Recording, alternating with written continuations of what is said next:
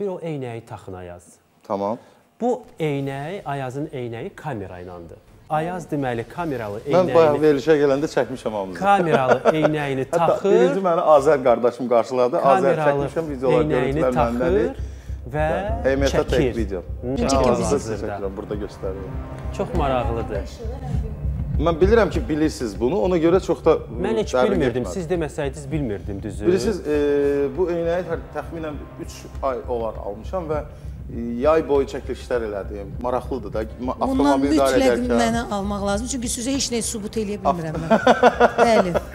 Sizi heç nə sübut eləyə bilmirəm. Danışdığımı da... Mən texnologiyanı sevirəm. Texnologiyanı izləyir. Bir narahatlıq yaradırmı? Mən niyə çəkirsən falan olub mu belə bir şey? Mən ümumiyyətlə bir şey deyim də sizə. Bu standartlara, yəni qaydalara uyğun olaraq bunun qarşısında görürsünüz burada işıq yanır, sönür ki, yəni qarşı tərəf bilsin. Çünki bəli, bu və çox da işə yarayandır. Yəni net çəkir, gözəl çəkir. Bu dəqiqə sizi çəkirəm və birazdan mən bunu montaj edib storydə paylaşacağım, baxarsınız. HD çək, 700 dollar.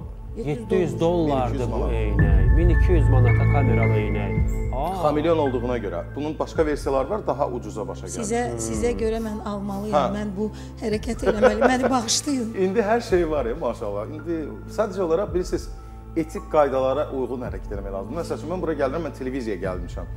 Hər yerdə sən gözlüyü tax və hamını çək, düz deyil. Düzgün deyil, eynən. Tutaq ki, çəkiliş bilinməsin deyə bilirsiniz ki, burada bu işıq yanan yerin üstünü bağlamaq olar. Olar, amma mən bunu etmirəm, gördüyünüz kimi. Ki, hər qarşı tərəf bilsin ki, çəkiliş gedir. Niyə də yox, əlbəttə ki. Niyə? Şantaj eləmir ki, kimisə.